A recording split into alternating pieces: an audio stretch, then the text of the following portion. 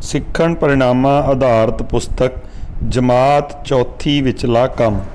प्यारे बच्चों सत श्री अकाल। मैं वीरेंद्र खैरा एक बारी फिर हाज़र हाँ तुहाडे सामने सिੱਖਣ परिणामां आधारित पुस्तक जमात चौथी दे विशा गणित नूं लैके गणित की वर्कशीट नंबर 2 अज आपां करांगे।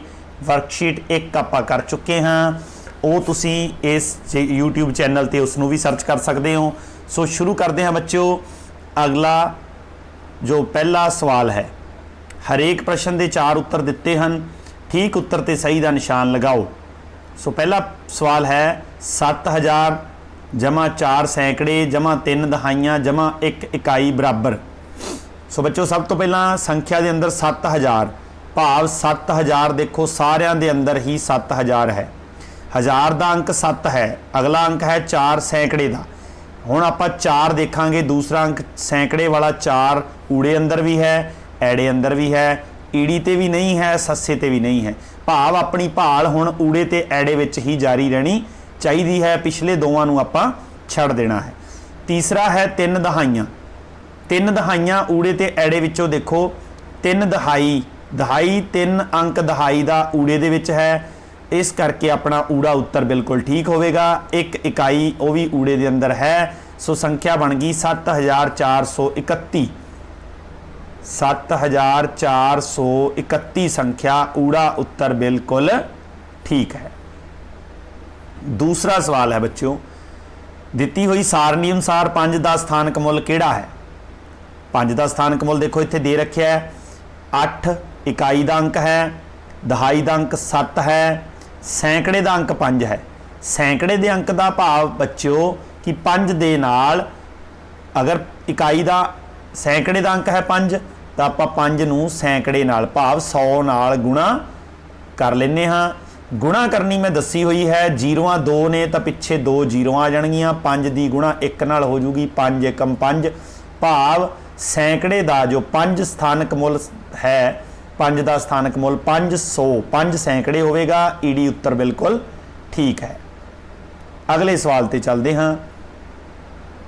तीसरा सवाल, तीसरे सवाल विच हेठा कुछ वस्तुओं के मुल दिते गए हैं, इन्हां नूं घटदे क्रम विच लिखते समय सब तो अखीर ते किस वस्तु का मुल आवेगा। ये दसना आपां कि अगर आपां इन्हां नूं घटदे क्रम विच लिखीए, घटदे क्रम विच लिखते समय सब तो पहला सब तो वड्डी रकम आउंदी है। सो आओ शुरू करते हैं। अलमारी का मुल है 6865, सोफे का 2865, टेबल का 2685 तो बैड का है 6285। सब तो पहला आप 1000 का अंक देखांगे, अलमारी का भी 6 है अते बैड का भी 6 है, भाव इन्हां दोवां विच्चों एक संख्या सब तो वड्डी है जो आप पहले नंबर पर पता करनी है। अगला चलते हैं सैकड़े का अंक। सैकड़े का अंक अलमीरा का 8 है, भाव सब तो वड्डी संख्या पहले नंबर पर आएगी अलमीरा का मुल। दूजे नंबर पर बैड वाला आएगा, यदा भी 2 नंबर पर आएगा। हुण आ गई सोफे ते टेबल विचों तीसरे नंबर पर आने वाली संख्या। इन्हां दोवां दा 1000 का अंक 2 है, सैकड़े का अंक जिसका वड्डा है वो तीजे नंबर पर आऊगी। सोफे का सैकड़े का अंक 8 है, टेबल का सैकड़े का अंक 6 है, भाव तीजे नंबर पर आने वाली संख्या सोफे का मुल है। चौथे नंबर पर ते अखीर ते आने वाली संख्या भाव जो आप उत्तर लभना सी वो है टेबल का मुल 2685 रुपये। मेज़ का मुल सब तो अखीर ते आऊगा। ईडी उत्तर इसका बिल्कुल ठीक है। अगला सवाल है बच्चों चौथा। चौथा सवाल है हेठां दित्तियां डब्बियां विच कुछ संख्यावां रोमन अंकां विच लिखियां गईयां हैं, इन्हां विच एक संख्या सही नहीं लिखी गई, गलत संख्या चुनो। सो पहला आपां नूं दे रखा देखो रोमन च एक्स का मतलब 10 हुंदा है, 10 10 20 10 30, इहदा मुल 30 है, बिल्कुल सही संख्या है। अगला आपां नूं दे रखा है 10 6 16, ये भी बिल्कुल ठीक है। उस तो अगे आपां नूं दे रखा है 10 4 14, ये भी बिल्कुल ठीक है।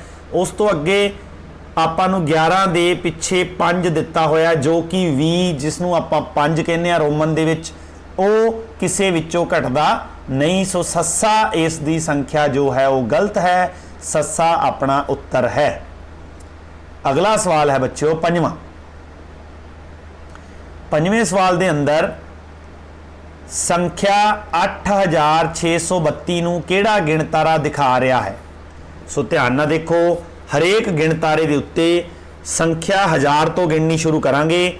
ਆਪਣੀ 1000 ਦਾ ਅੰਕ 8 ਹੈ ਦਿੱਤੀ ਹੋਈ ਸੰਖਿਆ ਵਿੱਚ, ਸੋ ਇੱਥੇ ਵੀ 1000 ਦੇ ਅੰਕ ਤੇ ਕੀ ਆਉਣਾ ਚਾਹੀਦਾ ਹੈ, 8। ਆਪਾਂ ਗਿਣਦੇ ਹਾਂ 1 2 3 4 5 6 7 8, ਬਿਲਕੁਲ ਆਉਂਦਾ ਜੀ। ਇੱਥੇ ਅਗਲਾ 6 ਆਉਣਾ ਚਾਹੀਦਾ ਹੈ, 1 2 3 4 5 6, ਬਿਲਕੁਲ ਆ ਰਿਹਾ ਜੀ 6। ਉਸ ਤੋਂ ਅਗਲਾ ਦਹਾਈ ਦਾ ਅੰਕ 3 ਆਉਣਾ ਚਾਹੀਦਾ ਹੈ, 1 2 3 ਆ ਰਿਹਾ, ਤੇ ਇਕਾਈ ਦਾ ਅੰਕ 2 1 2, ਭਾਵ ਪਹਿਲਾ ਗਿਣਤਾਰਾ 8632 ਸੰਖਿਆ ਨੂੰ ਦਿਖਾ ਰਿਹਾ ਹੈ। ਊੜਾ ਉੱਤਰ ਬਿਲਕੁਲ ਠੀਕ ਹੈ, ਬਾਕੀਆਂ ਨੂੰ ਆਪਾਂ ਨੂੰ ਦੇਖਣ ਦੀ ਜ਼ਰੂਰਤ ਨਹੀਂ ਹੈ। ਅਗਲੇ ਸਵਾਲ ਤੇ ਚੱਲਦੇ ਹਾਂ। ਅਗਲਾ ਸਵਾਲ ਹੈ ਬੱਚਿਓ 6ਵਾਂ। 6ਵੇਂ ਸਵਾਲ ਦੇ ਅੰਦਰ ਗੋਦਾਮ ਵਿੱਚੋਂ ਇੱਕ ਟਰੱਕ ਵਿੱਚ 2435 ਕਿਲੋਗ੍ਰਾਮ ਕਣਕ ਅਤੇ ਦੂਸਰੇ ਟਰੱਕ ਵਿੱਚ 2669 ਕਿਲੋਗ੍ਰਾਮ ਕਣਕ ਭਰ ਕੇ ਸ਼ਹਿਰ ਦੀਆਂ ਵੱਖ-ਵੱਖ ਦੁਕਾਨਾਂ ਤੇ ਭੇਜੀ ਗਈ। ਪਤਾ ਕਰੋ ਗੋਦਾਮ ਵਿੱਚੋਂ ਕਿੰਨੀ ਕਣਕ ਭੇਜੀ ਗਈ। ਸੋ ਬੱਚਿਓ ਦੋਵਾਂ ਕਣਕਾਂ ਦੇ ਸੰਖਿਆਵਾਂ ਨੂੰ ਆਪਾਂ ਜੋੜ ਲੈਣਾ ਹੈ। ਇਹਨਾਂ ਦਾ ਜੋੜ ਹੋਊਗਾ, ਜੋੜਨ ਤੋਂ ਬਾਅਦ ਇਹਨਾਂ ਦਾ ਆਪਾਂ ਉੱਤਰ ਪ੍ਰਾਪਤ ਕਰ ਸਕਦੇ ਹਾਂ। ਸੋ 2435 ਦੇ ਵਿੱਚ 2069 ਨੂੰ ਅਗਰ ਜੋੜੋਗੇ, 9 5 14, 6 3 9 ਤੇ 1 10, 4 ਤੇ 1 5, 2 2 4, ਭਾਵ 4504 ਉੱਤਰ। ਊੜਾ ਵੀ ਨਹੀਂ ਹੈ, ਐੜਾ ਵੀ ਨਹੀਂ ਹੈ, ਈੜੀ ਉੱਤਰ ਬਿਲਕੁਲ ਠੀਕ ਹੈ। ਗੋਦਾਮ ਵਿੱਚੋਂ 4504 ਕਿਲੋਗ੍ਰਾਮ ਕਣਕ ਭੇਜੀ ਗਈ ਹੈ। 7ਵਾਂ ਸਵਾਲ ਬੱਚਿਓ, ਮੇਰੇ ਪਿਤਾ ਜੀ ਨੇ ਅਗਸਤ ਮਹੀਨੇ ਵਿੱਚ 5870 ਰੁਪਏ, ਸਤੰਬਰ ਮਹੀਨੇ ਵਿੱਚ 6999 ਰੁਪਏ ਬੈਂਕ ਵਿੱਚ ਜਮ੍ਹਾਂ ਕਰਵਾਏ। ਉਹਨਾਂ ਨੇ ਕਿੰਨੇ ਰੁਪਏ ਬੈਂਕ ਵਿੱਚ ਜਮ੍ਹਾਂ ਕਰਵਾਏ। ਸੋ ਬੱਚਿਓ ਦੋਨਾਂ ਮਹੀਨਿਆਂ ਦੇ ਵਿੱਚ ਜਮ੍ਹਾਂ ਕਰਾਈ ਰਕਮ ਨੂੰ ਜੋੜ ਦੇਣਾ ਹੈ। ਜੋੜਨ ਤੋਂ ਬਾਅਦ ਆਪਣੇ ਕੋਲੇ ਜੋ ਉੱਤਰ ਪ੍ਰਾਪਤ ਹੋਊਗਾ ਉਹ ਆਪਣਾ ਉੱਤਰ ਹੋਊਗਾ। ਸੋ ਜੋੜਨ ਵਾਸਤੇ ਤੁਸੀਂ ਇਸ ਦੀ ਜਗ੍ਹਾ ਰਫ ਵਰਕ ਵੀ ਕਰ ਸਕਦੇ ਹੋ। ਅਗਰ ਇਸ ਨੂੰ ਇੱਥੇ ਜੋੜ ਕੇ ਦਿਖਾਇਆ ਜਾਵੇ ਤਾਂ ਆਪਾਂ ਇਸ ਨੂੰ ਜੋੜ ਕੇ ਦੇਖ ਲੈਂਦੇ ਹਾਂ। ਦੇਖੋ, ਇੱਕ 5870 ਅਤੇ ਦੂਜੇ ਮਹੀਨੇ ਜਮ੍ਹਾਂ ਰੁਪਈਏ 6999, ਭਾਵ 6999 ਜੋੜ ਦਿਆਂਗੇ। 9 ਦਾ 9, 8 7 15, 9 8 17 ਤੇ 1 18, 6 5 11 ਤੇ 1 ਹਾਸਲ ਵਾਲਾ 12, ਭਾਵ 12859। ਊੜਾ ਵੀ ਉੱਤਰ ਨਹੀਂ ਹੈ, ਐੜਾ ਵੀ ਨਹੀਂ ਹੈ, ਈੜੀ ਉੱਤਰ ਬਿਲਕੁਲ ਠੀਕ ਹੈ। 12859 ਰੁਪਏ ਜਮ੍ਹਾਂ ਹੋਏ ਬੈਂਕ ਦੇ ਵਿੱਚ ਕੁੱਲ। ਅਗਲਾ ਸਵਾਲ ਹੈ 8ਵਾਂ। 8ਵੇਂ ਸਵਾਲ ਦੇ ਵਿੱਚ ਹੈ, ਅਸ਼ੋਕ ਕੋਲ 430 ਗੁਬਾਰੇ ਸਨ। ਉਸਨੇ 210 ਗੁਬਾਰੇ ਸਕੂਲ ਵਿੱਚ ਬੱਚਿਆਂ ਨੂੰ ਵੰਡ ਦਿੱਤੇ। ਉਸ ਕੋਲ ਕਿੰਨੇ ਗੁਬਾਰੇ ਰਹਿ ਗਏ। ਉਸਦੇ ਕੋਲ ਗੁਬਾਰੇ ਹਨ 430, ਇੰਨੇ ਗੁਬਾਰੇ ਉਸਨੇ ਵੰਡ ਦਿੱਤੇ। ਵੰਡੇ ਗਏ ਜਾਂ ਦਿੱਤੀ ਗਈ ਰਕਮ ਜਾਂ ਪੈਸੇ ਘਟਾਏ ਜਾਂਦੇ ਨੇ ਬੱਚਿਓ। ਸੋ ਆਪਾਂ 430 ਗੁਬਾਰਿਆਂ ਚੋਂ 210 ਗੁਬਾਰੇ ਦੇ ਦਿੱਤੇ, 210 ਗੁਬਾਰੇ ਘਟਾ ਲੈਂਦੇ ਆ। 0 ਦੀ 0, 3 ਵਿੱਚੋਂ 1 ਗਿਆ 2, 4 ਵਿੱਚੋਂ 1 ਗਿਆ 2। ਉਸ ਕੋਲ ਅਸ਼ੋਕ ਕੋਲ ਬਚੇ ਗੁਬਾਰੇ 220, ਭਾਵ ਈੜੀ ਉੱਤਰ 220 ਗੁਬਾਰੇ ਬਿਲਕੁਲ ਠੀਕ ਹੈ। ਅਗਲਾ ਸਵਾਲ ਹੈ ਬੱਚਿਓ 9ਵਾਂ। ਸੋ 9ਵਾਂ ਸਵਾਲ ਵੀ ਆਪਾਂ ਕਰਦੇ ਹਾਂ। 9ਵੇਂ ਸਵਾਲ ਦੇ ਵਿੱਚ ਹੈ ਕਿ ਇੱਕ ਸਾਈਕਲ ਦਾ ਮੁੱਲ 7000 ਰੁਪਏ ਹੈ। ਦੁਕਾਨਦਾਰ ਨੂੰ 1 2 3 4 5 6 7 8 9 ਸਾਈਕਲ ਖਰੀਦਣ ਲਈ ਕਿੰਨੇ ਰੁਪਏ ਚਾਹੀਦੇ ਹਨ। ਇੱਕ ਸਾਈਕਲ ਦਾ ਮੁੱਲ ਹੈ ਬੱਚਿਓ 7000 ਰੁਪਏ। 9 ਸਾਈਕਲਾਂ ਦਾ ਮੁੱਲ ਕਿੰਨਾ ਹੋਊਗਾ। ਜ਼ੀਰੋ ਵਾਲੇ ਕਰਨ ਦਾ ਤਰੀਕਾ ਦੱਸਿਆ, ਜਿੰਨੀਆਂ ਜ਼ੀਰੋਆਂ ਓਨੀਆਂ ਜ਼ੀਰੋ ਆਪਾਂ ਲਾ ਲੈਣੀਆਂ। 1 2 3 ਤੇ 9 ਦੀ 7 ਨਾਲ ਗੁਣਾ ਕਰ ਦੇਣੀ ਹੈ। 9 7 63, ਭਾਵ 63000 ਰੁਪਏ ਦੁਕਾਨਦਾਰ ਨੂੰ ਚਾਹੀਦੇ ਹੈ। ਈੜੀ ਉੱਤਰ ਬਿਲਕੁਲ ਠੀਕ ਹੈ। ਅਗਲੇ ਸਵਾਲ ਤੇ ਚੱਲਦੇ ਹਾਂ। 10ਵਾਂ ਸਵਾਲ, ਰਵੀ ਕੋਲ 140 ਪੈਨਸਿਲਾਂ ਹਨ। ਉਸ ਨੇ ਇਹਨਾਂ ਦੇ 14 ਪੈਕਟ ਬਣਾਉਣੇ ਹਨ।